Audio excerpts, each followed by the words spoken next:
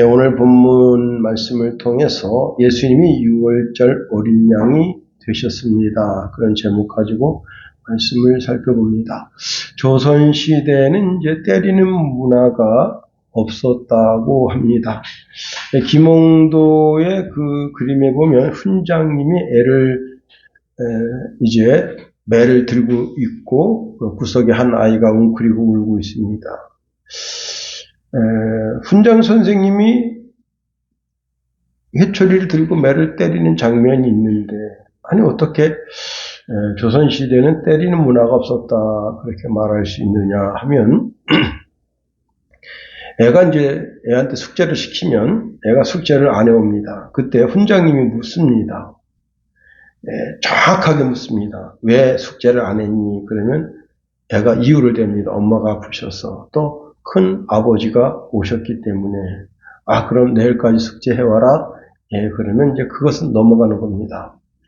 그런데 놀다가 못했어요. 그러면 훈장님이 이렇게 묻습니다. 내가 어떻게 하면 좋겠니? 그러니까 학생이 자기 입으로 이렇게 말합니다. 저는 좀 맞아야 되겠습니다.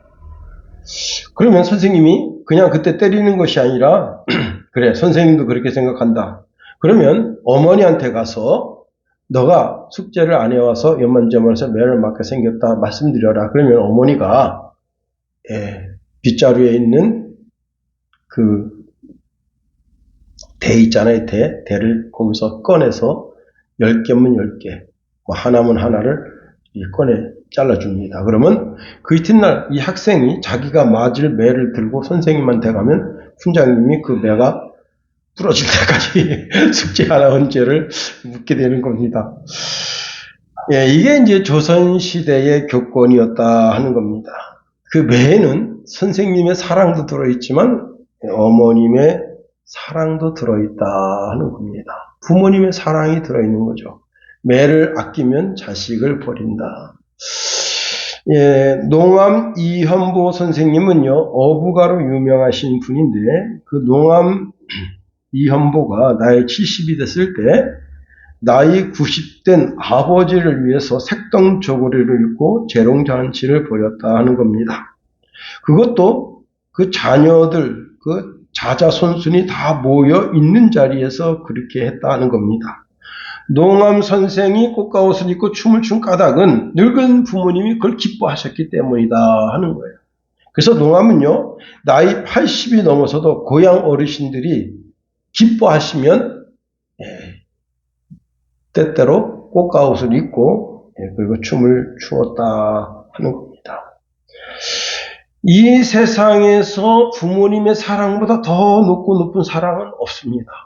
가장 숭고한 사랑이 부모님의 사랑이다.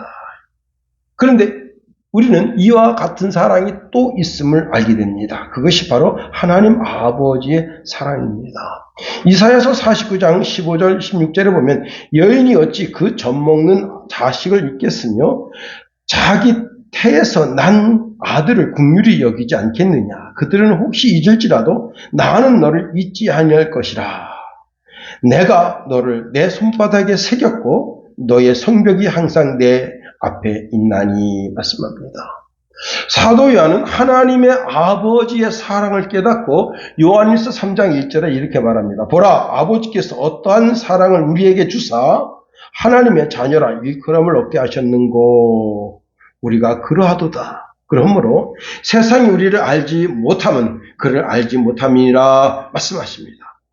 자, 하나님 아버지의 사랑을 깨닫고 감격하게 됩니다.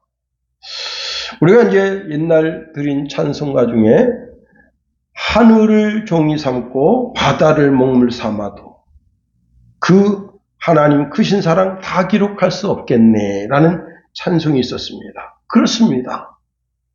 하나님은 우리를 사랑하셔서 하나님 자신을 주시고 뿐만 아니라 하나님의 나라를 상속하게 해주셨다는 거예요. 우리를 구원하기 위해서 당신의 외아드님을 이 땅에 보내셔서 날 대신해서 죽게 하시고 그 피로 나를 사서 하나님의 자녀로 삼으셨다. 요한복음 3장 16절에 하나님이 세상을 이처럼 사랑하사 독생자를 주셨으니 이는 저를 믿는 자마다 멸망치 않고 영생을 얻게 하려 하심이라 말씀하십니다. 로마서 8장 32절 말씀에도 보면 자기 아들을 아끼지 아니하시고 우리 모든 사람을 위하여 내어주시니가 어찌 그 아들과 함께 모든 것을 우리에게 은사로 주지 아니하시겠느냐 말씀합니다. 부모님은요, 자기 자녀를 끔찍이 사랑합니다. 그래서 자기 자녀가 신장이 좋지 않다. 그러면 신장도 잘라서 줍니다. 눈도 빼줍니다. 그렇게 자신을 줄 수가 있는 겁니다. 그런데 하나님 아버지도 자기 자신을 주신다. 그래서 하나님 아버지가 자기 자신을 주시고 자기 자신을 주시면서 우리를 하나님의 자녀 삼으시고 하나님 우리에게 내가 거룩하니 너도 거룩하라. 하나님 아버지가 거룩한 분이시기 때문에 우리도 하나님의 거룩을 닮아서 거룩한 삶을 살아야 되는 겁니다. 그런데 우리가 아무리 깨끗하고 거룩하게 살고 싶어도 여러분 지금 에어컨을 껐다고 제 등에서는 지금 땀이 흐르고 있거든요. 그리고 이 공기 중에는 먼지가 있어서 먼지가 옷에 배게 되는 겁니다. 그럼 어떻게 해요? 옷을 이제 세탁기에 집어넣고 깨끗하게 빨아야 되죠. 내 양심이, 내 마음이 아무리 거룩하고 정결하고 성결하게 살고 싶어도 내 마음에 때가 낀다. 내 인생에 이렇게 저렇게 죄가 묻는 거예요. 여러분 먹을 가까이 하면 나도 모르게 그 먹물이 내 몸에 튀는 것처럼 우리가 세상에 살면 아무리 거룩하게 살려고 해도 흠없이 티 없이 살려고 해도 이상하게 이 세상에 그 죄악이 나에게 물들게 되는 겁니다. 그러면 그때 우리는 어떻게 해요? 다시 예수의 피로 씻어야 한다. 예수의 피를 내 전신에 덮어야 한다. 그러면 다시 거룩하게 되는 겁니다. 우리가 이 시간에 예배하러 나오는 것은 예수의 피를 덧입으러 나왔다. 예수의 피를 전신에 뿌리고 싶어서 나온 것이다 하는 겁니다. 이 세상의 석가의 피, 공자의 피, 소크라테스의 피는 그 피로는 우리를 깨끗하게 할 수가 없습니다. 예, 원천적으로 모든 인간에게는 유전의 죄가 흐르고 있다는 거예요. 그래서 그 소크라테스의 피를 나한테 천만 만만 갖다 발라본들 내가 거룩해 줄 수 없는 겁니다. 에덴 동산에 아담과 하와가 하나님의 말씀을 어기고 죄를 지었을 때 어린 양을 잡아서 그 어린 양의 피로 그 아담과 하와의 수치와 허물을 덮었던 것처럼 온 인류의 수치와 허물을 덮어줄 수 있는 것은 오직 어린 양 대신 예수님뿐이다 하는 겁니다. 하나님의 아들이신 그리스도 예수가 마귀에 의해서 발이 못 박히고 손이 못 박히고 그리고 얼굴에 모든 이제 그 가시면류관을 위해서 얼굴이 찢기고 전신이 채찍에서 다 상흔을 입으신 그 어린 양의 피로 그래서 창세기 3장 15절에 이렇게 말씀하고 있네요. 내가 너로 여자와 원수가 되게 하고 너의 후손도 여자의 후손과 원수가 되게 하리니 여자의 후손은 내 머리를 상하게 할 것이요 너는 그의 발꿈치를 상하게 할 것이니라 말씀합니다. 자, 오늘 본문으로 가봅니다. 1절에 예수께서 이 말씀을 다 마치시고 제자들에게 이르시되 예수님이 설교 말씀을 마치셨습니다. 이게 무슨 말이냐? 마태복음에는 5개의 설교문이 나옵니다. 그런데 그 설교 말씀이 맞춰졌다는 거예요. 여러분 저도 이제 설교를 하고 설교를 맞춰지게 되죠. 설교를 맞춰지게 되면 어떻게 되죠? 이제 우리가 찬송을 하고 또 축도를 받고 그리고 집으로 돌아가게 됩니다. 예배가 맞춰집니다. 예배가 맞춰지면 어떻게 되죠? 새로운 이 교회 안에서의 삶이 아닌 교회 문을 벗어난 새로운 삶이 시작된다 하는 겁니다. 마치 오늘 본문에 이 말씀을 다 마치시고라고 하는 말은 이제 전혀 새로운 장이 열려진다는 거예요. 그 새로운 장이 뭐냐? 2절입니다. 우리 다 같이 한번 읽어봅니다. 2절 시작. 너희의 아는 바와 같이 이틀을 지나면 6월절이라 인자가 십자가에 못 박히기 위하여 팔리우리라 하시더라. 자, 예수님께서는 이 땅에 오셔서 지상사역, 즉 선지자 사역을 다 완수하시고 이제는 제사장직을 수행하려 하시는 겁니다. 대제사장의 직을 수행하시려고 하시는데 대제사장의 직을 수행하시는 것이 뭐냐면 당신이 십자가 제단에서 온 인류를 위해서 희생당하는 어린 양이 되고 주님께서 이제 당신이 흘리신 그 피를 가지고 천상, 즉 천국에 있는 하나님의 번제단에 그 피를 갖다 뿌려서 온 인류를 누구든지 예수 그리스도께서 내 구주이심을 믿는 자마다 모든 죄를 용서하는 대속의 은혜를 주시기 위해서 이제는 대제사장의 직무를 수행하려 하시는 겁니다.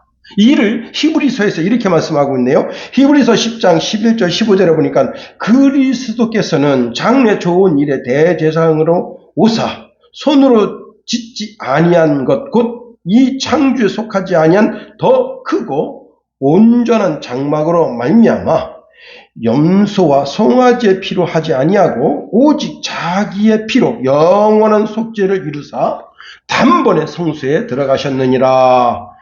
염소와 황소의 피와 및 암송아지의 죄를 부정한 자에게 뿌려 그 육체를 정결하게 하여 거룩하게 하거든 하물며 영원하신 성령으로 말미암아 흠 없는 자기를 하나님께 드린 그리스도의 피가 어찌 너희 양심을 죽을 행실에서 깨끗하게 하고 살아계신 하나님을 섬기게 하지 못하겠느냐.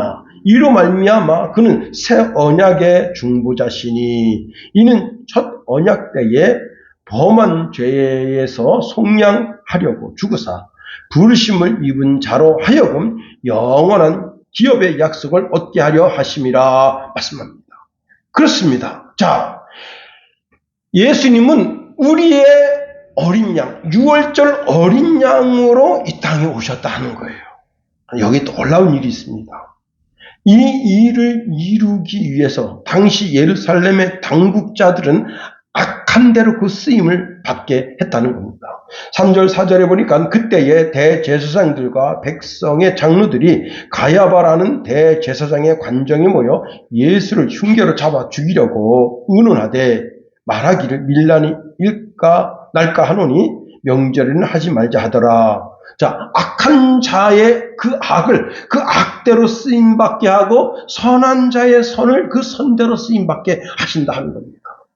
자, 당시 예수님께서 제자들과 함께 예루살렘에 오십니다. 그때 많은 유대인들이 같이 함께 왔습니다. 그때 주님께서 예루살렘을 향하여 올라가시는 그 걸음이 바로 6월절 어린 양이 되기 위해서 오셨다 하는 겁니다. 이때 당국자들은 아주 교활한 술책을 세웁니다. 여론전입니다. 여론전. 여러분, 박근혜 대통령이 죄가 47가지인가요? 47가지인가? 45가지인가? 다 뒤져보니까 죄가 없다. 하나하나 다 뒤져보니 죄가 없다는 거예요. 그런데 45가지를 합치면 죄가 된다. 그래가지고 교도소 보낸 거 아니에요? 그 태블릿도 다 가짜인 게 드러났잖아요. 그죠? JTBC에서 쇼한 것으로 드러났습니다. 그것은 최순실 씨의 태블릿도 아니고, 다 그 손석희가 아주 전 국민을 가지고 거짓말하고 장난친 겁니다. 여러분, 전 국민 대상으로 거짓말치고 장난친 자는요, 정말 큰 죄로 다스려야 되는 겁니다. 사형에 준하는 그런 법으로 다스려야 되는 거예요. 왜? 여러분, 거짓말로 대통령도 하야시킬 수 있다. 그럼 나라가 얼마나 혼란스럽겠어요. 저렇게 거짓말을 입에 달고 사는 이재명 씨 같은 사람 큰 죄로 다스려야 되는 겁니다. 거짓말을 하는 걸 큰 죄로 다스리지 않게 되면 어떻게 되느냐. 나라가 정말 혼란스럽게 되는 거예요. 여러분, 사기치는 게 다 거짓말이잖아요. 우리나라에서 가장 강력한 죄가 뭐냐? 사기치는. 그런데 사기범을 안 잡는다는 거예요. 못 잡는다는 거예요. 사기범을 7년 전에는 83% 검거했습니다. 지금은요, 검거율이 40%를 못 넘어요. 우리나라 대한민국이 사기치기 딱 좋은 나라가 됐다. 왜? 경찰들이 변호사한테 그런 의뢰를 하는 거예요. 당신이 그 사기죄에 대한 증거를 모아가지고 와라. 말이 안 되잖아요. 경찰이 그걸 해야 되는데, 경찰이 변호사한테 그 사기죄에 대한 증거를 모아오시오. 그럼 우리가 수사하겠어. 그런 건 누가 못합니까? 근데 왜 그런가 하면요, 이 사기죄를 수사하는 수사관, 검사들이 너무 힘들어한대요. 그러니까 여러분, 사기죄는 다 거짓말로다가 얽매이는 거 아니에요? 그러니까 아주 강력하게 다스려야 됩니다. 거짓말하는 것에 대한. 거짓말하는 건 누구예요? 마귀예요. 마귀 앞잡이가 되는 겁니다. 자, 약간 곁길을 갔습니다만은, 자, 이때 당시에 이 당국자들이 아주 교활한 술책으로 여론전을 피우는 겁니다. 여론전. 그래서 이 빌라도가 이제 바라바와 예수님을 놓고 이야기할 때 누구를 달라고 여론전이 펼쳐진 겁니까? 바라바를 놓아달라. 바라바는 그래서 노임받고 죄 없으신 예수님은 십자가에 달리게 된 겁니다. 자, 그런데 자, 이렇게 여론이 먹혀 들어가는 정치가 썩 옳은 것은 아닙니다. 누구의 목소리가 크다고 해서 그 목소리가 정책에 반영되고 특히 법원, 가장 공명정대해야 할 법원에서 먹혀 들어간다. 그런데 그 하나님께서 그걸 다 수용하고 계시다는 거예요. 그런데 그런 악을 통해서, 그런 죄악을 통해서 이 땅에 주님께서 어떻게 해요? 십자가를 지시게 되고, 그리고 죽은 지 3일 만에 부활해서 부활의 주가 되시는 겁니다. 이때 죽으신 예수님이 그 죽은 절기가 뭐냐면 6월절이에요. 6월절. 이 6월절이라는 말 뜻이 무엇인가 하면 넘어가다, 지나가다라는 뜻입니다. 이 6월절은 이스라엘 백성들이 출애굽할 때 하나님께서 그 이스라엘 백성들을 출애굽시키는 그 여정에 애굽 땅에 10가지 재앙을 내립니다. 그 10가지 재앙 중에 9가지 재앙을 바로가 그 재앙 속에 들어갔다가 나오면 변심하고 들어갔다가 나오면 변심하고 해서 10번째 재앙이 뭐냐면 모든 장자의 죽는 재앙인 거예요. 자, 여러분, 출애굽기 말씀에 보면요, 모든 장자가 죽는데 왕의 장자가 죽고 맷돌 돌리는 여인의 장자가 죽고 짐승의 첫 새끼가 죽는 정말 무서운 밤입니다. 애굽 전역에 통곡이 있는 밤이에요. 그런데 어린 양을 잡아서 그 어린 양의 피를 문설주와 임방에 바른 사람, 그 집은 죽음의 천사가 그 집을 넘어갔다. 패스 오버 했다는 거예요. 패스했다, 패스. 패스해서 넘어갔다는 거예요. 그런데 여러분, 그 이스라엘 땅 안에 이스라엘 백성들은 정결하고 깨끗하고 거룩한 삶만 살았나요? 아닙니다. 그 속에도 강간범이 있고 살인죄를 저지른 놈이 있고 사기꾼이 있고 별의별 죄악을 지은 놈들이 다 있는 거예요.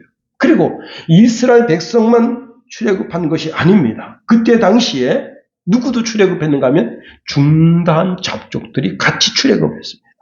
이 중다한 잡족들은 말씀이 없기 때문에 막 사는 거예요. 막 사니까 말씀의 경계가 없기 때문에 막 사는 거예요. 그냥 뭐가 죄인지 뭐가 의로운 것인지 몰라요. 막 사니까 그 사람들도 같이 출애굽을 한 겁니다. 그럼 그 사람들은 뭘 한 거예요? 어느 날 보니까 유대인들이 어린 양을 잡아서 그 피를 갖다 문설주 일방에 바르는 거예요. 그래서 당신들 뭐 하는 거예요? 그랬더니 우리 그 지도자인 모세께서 말씀하시기를 문설주 임방에다가 이 어린 양의 피를 바르라. 그런데요, 여러분, 어린 양이 없는 사람은 뭘 발랐겠어요? 닭피라도 바르는 거예요. 우리나라 그 시골에 여러분 참 희한한 풍습이 있습니다. 내가 어릴 때 보면요. 그 닭 목을 치잖아요. 그럼 그 피를 받아요. 닭피를. 마시려고 받는 게 아닙니다. 그러면 뭘 하느냐. 빗자루 있죠. 빗자루. 참 신기한 거예요. 이게. 왜 그렇게 하는지는 몰라. 내가 할머니한테 할머니 왜 그렇게 하는 거야? 몰라 임식이야. 몰라. 근데 이렇게 하는 거래. 그리고는요. 그 닭피를 사발에 받아가지고 닭피가 그냥 진 붉은색이죠. 그러면 빗자루 끝에 이렇게 그 솔기를 딱 떼어가지고 그걸 갖다가 문에다가 탁 3번 뿌려요. 그 문에다 왜 그렇게 뿌리냐? 이게 뭐냐면 잡귀가 들어오지 말라고 한다. 잡귀가 뭐예요? 귀신. 여러분 그 동지 섣달에 뭐 해먹죠? 팥죽 해먹잖아요. 그 팥죽이 붉은색 있잖아요. 왜 그 붉은색으로 팥죽을 해먹냐? 그리고 팥죽도 말이죠. 그거 뿌립니다. 마당에다가. 왜? 더러운 기운, 사단의 기운이 들어오지 못하게 한다. 야, 이게요. 가만히 들여다보면 이게 신앙이냐. 신앙. 응? 이걸 미신이라고 말하지만 가만히 들여다보면 이 사람들이 성경에서 뭔가를 보고 그렇게 하는 거구나. 소피 받아다가 소피 문설주 인방에 바르는 거구나. 여러분 그런 게 어디 나와요? 어디 나옵니까? 응? 성경밖에 없어. 무슨 뭐 동의보감에 나오는 줄 알아요? 응? 무슨 뭐 조선실록 지리제 나오는 줄 알아요? 아닙니다. 응? 불경에 나오는 줄 알아요? 아니에요. 성경이에요. 그래서 내가 볼 때는 이 땅에 천주교가 들어왔지만은 그 천주교를 다녔던 기독교를 다녔던 그 사람들이 출애굽 사건을 보고 이렇게 하는 거구나. 문설주 인방에다가 빗자루 솔깃 해가지고 그게 우슬초란 말이야. 우슬초. 성경에 우슬초 칙칙칙 뿌리는 거예요. 그래서 할머니 왜 하는 거야? 이렇게 하면 잡기가 안 들어와 이놈아. 응? 그렇습니다. 그러니까 유대인들, 이스라엘 백성들만 문설주와 인방의 피를 바른 것이 아니고 누구도 이 중다한 잡족도 다 그렇게 자기 집 문설주와 인방의 피를 발랐다. 이것이 패스오버 6월절이다. 우리 예수님이 죽음의 신 사단이 역사하지 못하도록 누구든지 예수 그리스도를 믿기만 하면 죽음의 신 사단이 그를 패스오버 하도록 하시는 역사를 우리에게 주시는 분이시다. 주 십자가를 지심으로 죄인을 구속하셨으니 그 피를 보고 믿는 자는 주님의 진노 면하겠네. 여러분 그 죽음을 면하게 되는 영원히 죽을 수밖에 없는 인생이 그 죽음을 면하게 하는 사건이 6월절 어린 양이신 예수님을 보고 그분이 나를 위해서 십자가에서 피를 흘렸다고 믿는 사람들은 다 살게 하신다. 여러분 오늘 오전에도 살펴보았습니다마는 여리고성이 다 망하는데 빨간 밧줄을 자기 문에다가 건 여성이 있습니다. 그 여성은 기생 라합이라. 기생이라고 했지만 사실은 이 여자는 가장 추악한 자기 몸을 파는 그런 창녀의 삶을 사는 거예요. 그런데 그가 이스라엘에 대한 소문을 듣고 하나님에 대한 소문을 듣고 이 하나님이 전능하신 하나님이라고 믿기 시작하고 그때부터 어떻게 해요? 그 하나님을 자기 마음속에 둔 거예요. 그리고 정탐하러 온 그 이스라엘 정탐꾼을 숨겨주는 겁니다. 그런데 하나님의 법에 의하면 모세의 법에 의하면 이 창녀는 돌로 때려 죽이라. 그런데 붉은 줄이 매여 있으니 여호수아가 명령합니다. 그 라합의 집에 속해 있는 모든 사람을 살리라. 뭐예요? 하나님의 계명보다 더 우선하는 것이 있는데 그것이 무엇인가 하면 그 붉은 줄을 만들려면 어떻게 했겠어요? 이때 무슨 염색 기술이 발달된 게 아닙니다. 짐승을 잡아서 그 짐승의 피로 그 흰 그 무명천에다가 피를 이겨서 그래서 자기 창문에다 걸고 문에다 걸은 거예요. 피가 있는 집, 피가 흐르는 집은 죽음의 신이 넘어간다. 사람도 하나님의 계명, 율법도 피가 묻어있는 집은 어찌할 수 없다 하는 겁니다. 그렇습니다. 이 세상 다 망해도 예수의 붉은 피가 있는 집은 사는 거예요. 구약의 수많은 소와 양과 염소, 비둘기가 죽어 죄사함을 받는데 하물며 아무 죄도 없으신 예수님께서 우리의 구세주가 되셨는데 그것을 보고 믿는 자에게 하나님이 양피로 구속함보다 더 큰 은혜로 영원한 구속, 영원한 자유를 우리에게 허락하시는 겁니다. 세례 요한은 예수님을 보고 하나님의 어린 양이라고 했습니다. 요한복음 1장 29절에 보니까 이튿날 요한이 예수께서 자기에게 나오심을 보고 가로되 보라 세상 죄를 지고 가는 하나님의 어린 양이다. 요한복음 1장 36절 동일한 말씀입니다. 예수의 다니심을 보고 말하되 보라 하나님의 어린 양이로다. 그렇습니다. 예수님은 하나님의 어린 양이 되셨습니다. 마태복음 16장에 보면 당시 바리새인과 사두개인들이 와서 예수님께 질문을 던집니다. 당신이 하나님께로부터 표적을 내놔라. 그때 예수님 뭐라 말씀하시냐면 너희가 저녁에 하늘이 붉으면 날이 좋겠다 하고 아침에는 하늘이 붉으면 붉고 흐리면 오늘은 날이 굳겠다 하나니 너희가 천기는 분별할 줄 알면서 시대의 표적을 분별할 수 없느냐. 악하고 음란한 세대가 표적을 구하나 요나의 표적밖에는 보여줄 표적이 없느니라 하십니다. 요나의 표적이 뭐냐? 3일 만에 부활한다. 너들이 그렇게 법 없는 빌라도의 손을 빌려서 나를 십자가에 못 박아 죽이더라도 내가 3일 만에 부활한다. 그렇습니다. 예수님은 3일 만에 부활하시는 거예요. 사망도 예수님을 어찌할 수 없었어. 그 무덤에서 도로 토해냈다. 죽음도 예수님을 감당할 수 없다. 스가랴서 13장 1절 말씀해 보니까 그날의 죄와 더러움을 씻는 셈이 다윗의 족속과 예루살렘 거민을 위하여 열리리라. 예수님을 통하여서 셈이 열렸습니다. 살리는 셈이 열렸습니다. 이스라엘 백성들이 출애굽할 때 광야에서 생수를 마셨지만 그 마신 생수 가지고 사는 게 아니에요. 비록 그 반석에서 생수를 내셨지만 그 생수를 마시면 다시 목말라요. 그러나 영원히 살게 하는 생수는 예수 그리스도의 피밖에 없다. 이것은 하나님이 세우신 법이라는 거예요. 제가 한 2, 3주 전에도 한번 말씀드린 적이 있었는데 천사가 막 배가 아파서 막 어쩔 줄 몰라 하는 거예요. 특히 루시퍼가. 왜? 아니 저렇게 죄를 많이 짓는 저 인간이 살인죄도 짓죠. 여러분 모세도 살인죄 저질렀잖아요. 응? 그런 인간이 응? 어떻게 하나님을 믿어가지고 죄 사함 받고 하나님의 자녀가 되는데 우리는 하나님을 섬기면서 죄도 안 짓고 날마다 거룩하게 하나님처럼 거룩하게 사는데 우리는 영원히 종이냐. 그래서 삐딱선을 탄 거예요. 그 천사들이 히브리서 말씀에 보면 이상하게 여긴다는 거예요.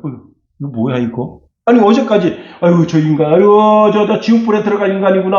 아유 내가 주님이 이 땅에 강림하셔서 죄지면 저 인간 끌어다가 지옥불에 던져야지. 그렇게 맘먹었던 인간이 어느 순간에 예수 믿어가지고 하나님의 자녀가 돼서 하나님 아빠 그러고 자기는 그 인간을 섬기는 종이야. 그러니까 여러분 열불 나겠어 안 나겠어요? 이상하게요. 여러분 예수 믿은 게 가장 큰 복입니다. 그 어떤 복보다 여러분 이 세상에서 예수 잘 믿어서 뭐 그냥 빌딩도 사고 그런 건요 복이 아니야. 그건 복이 아니야. 그냥 애가 너무 잘 돼가지고 그냥 서울대 척척 합격해서 그 잘 되는 게 그게 복이 아니야. 세상적으로 잘 되든 안 되든 그게 세상 것은 복이 아니야. 다시 말하면 축복의 메인의 축복이 아니에요. 축복의 메인의 축복이 뭐냐? 예수 믿은 것이 축복의 메인이야. 중앙, 가장 센터, 가장 귀중한 것. 예수 믿은 거야. 예수 믿은 게 가장 큰 복이에요. 여러분, 근데 하나님이 말도 안 되는 법을 세운 거야. 여러분, 불공정거래 많이 들어봤죠? 불공정거래. 응? 그런데 하나님이 세우신 법이야말로 정말 불공정한 거래입니다. 하나님 쪽에서 엄청 손해보는 거야. 응? 하나님 쪽에서. 내 쪽에서는 완전히 호구를 하나 잡은 거야. 하나님은 나의 영원한 호구야. 왜? 죄 짓고 빨리 예수 피를 씻으면 또 하나님한테 가서 아빠 그러면 하나님은 그래. 품어주셔. 나는 영원한 호구를 잡은 거야. 예수님은 나의 영원한 호구. 하나님은 나의 영원한 호구. 응? 얼마나 우리가 뻔뻔합니까? 그렇습니다. 여러분 정말 눈뜨고 못 봐줄 죄를 짓고도 예수 앞에 나와서 주여 죄송해요. 육신이 약하잖아요. 그래서 죄를 질 수밖에 없습니다. 하고 예수 이름으로 기도합니다. 하고는 하나님 아버지. 이야 이거 진짜 낯간지러운 거예요. 정말. 응? 그렇습니다. 이게 하나님이 세우신 법이야. 하나님이 세우신 법. 여러분 죄만 사해 주나요? 하나님의 아들, 딸의 신분을 회복시켜주고 하나님의 아들, 딸만 살게 하시나요? 하나님이 보호하시고 눈동자와 같이 적자와 같이 지키시고 세상 끝날 내 육신의 심장이 멈추고 내 호흡이 멈추면 내 영혼을 손수 천사들로 받고 하나님의 나라에 들이시는 분이 우리 하나님 아버지시다 하는 겁니다. 우리는 다만 예수 믿는 거예요. 그 모든 대가를 예수님이 6월절 어린 양이 되셔서 다 지불하셨다. 그래서 여러분 성경의 말씀에 보니까 이 모든 구원은 다 공짜다. 공짜다.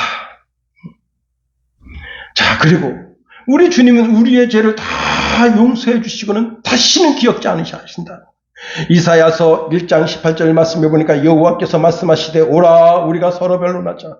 너희 죄가 주홍 같을지라도 눈같이 휘어질 것이요 진홍같이 붉을지라도 양털같이 되리라. 이것은 여러분 너무너무 귀한 약속. 여러분 우리가 대배 드릴 때 하나님 앞에 속죄의 시간을 가집니다. 그때 목사가 강대상에서 뭘 선언하죠?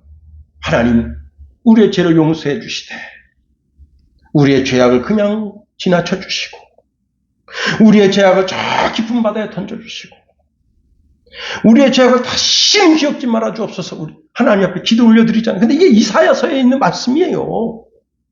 응? 그렇습니다. 이사야서 43장 25절에 보니까 나는 나를 위하여 내 허물을 도말하는 자니 내 죄를 기억하지 아니하리라 말씀하십니다.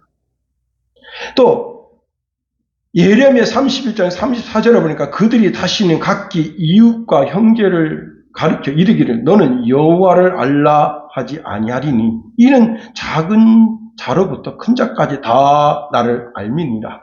내가 그들의 죄악을 사하고 다시는 그 죄를 기억지 아니하리라. 여호와의 말씀이니라 말씀하십니다.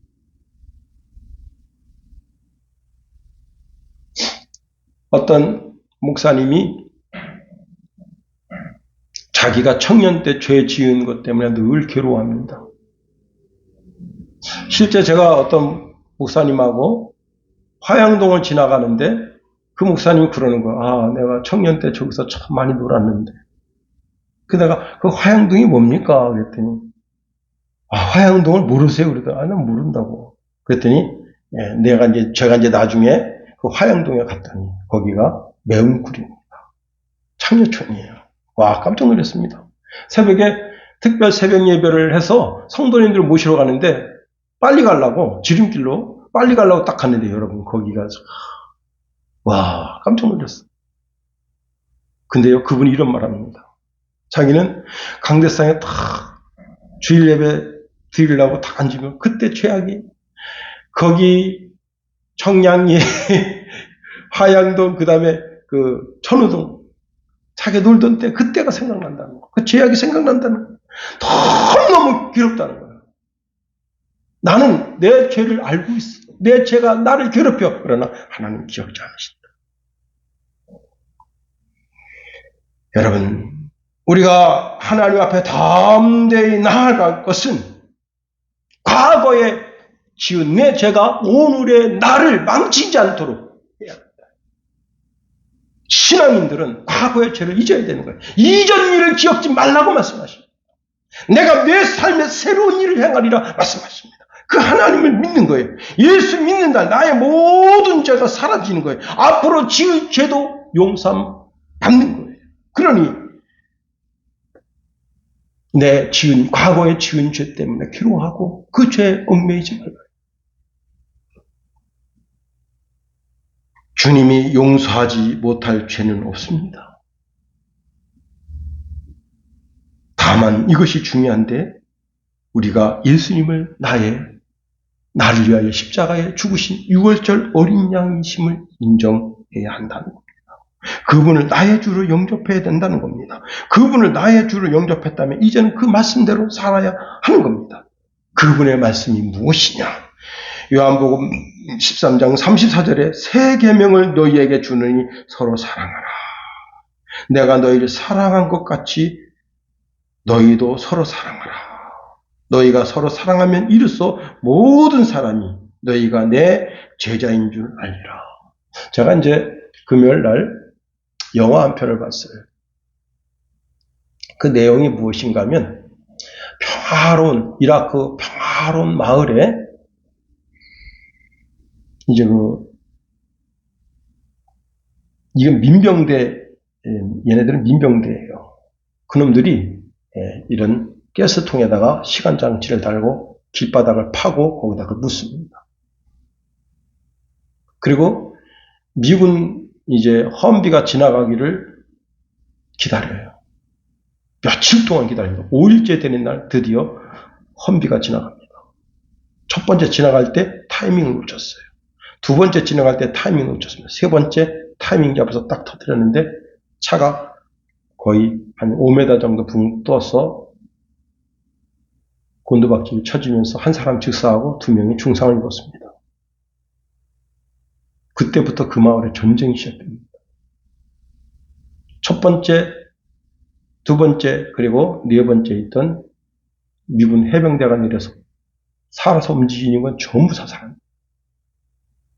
민간인들 가차없이 다 죽여버려요. 그런데 그거를 비디오로 찍습니다. 그걸 비디오로 찍어가지고 그 비디오를 이제 그 미군들이 어떻게 작전하는지 사람 어떻게 죽이는지 그걸 다 찍어가지고 그거를 이제 얘들이 그 이라크에서 그걸 가지고 있다가 나중에 CNN이 들어갔습니다. CNN 기자한테 그걸 넘겨줬어요. 근데 그 작전을 주도한 상병회가 있습니다. 그 상병회가 그 죄를 다 뒤집어 쓰는 거예요.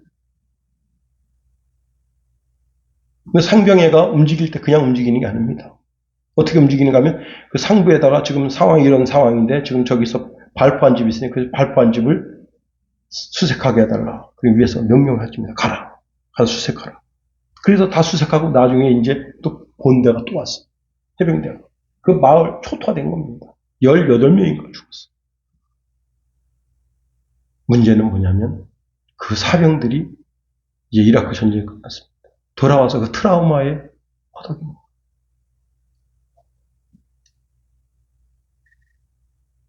자기가 그렇게 사람 죽인 것 때문에 자살합니다. 와, 전쟁의 상흔이 그렇게 심한 거야. 예정일을 잊지, 다 잊으라. 그리스도 안에서 새초. 제가 그 영화를 보면서 그 폭탄을 파묻을 때 그 주민들이 미군들한테 빨리 이야기해서 이거를 조치하게 했으면 5일 동안 지켜봤다고요. 그 5일 동안. 사고가 안 났습니다. 애꿎은 이라크 양민만 18명 죽은 거예요.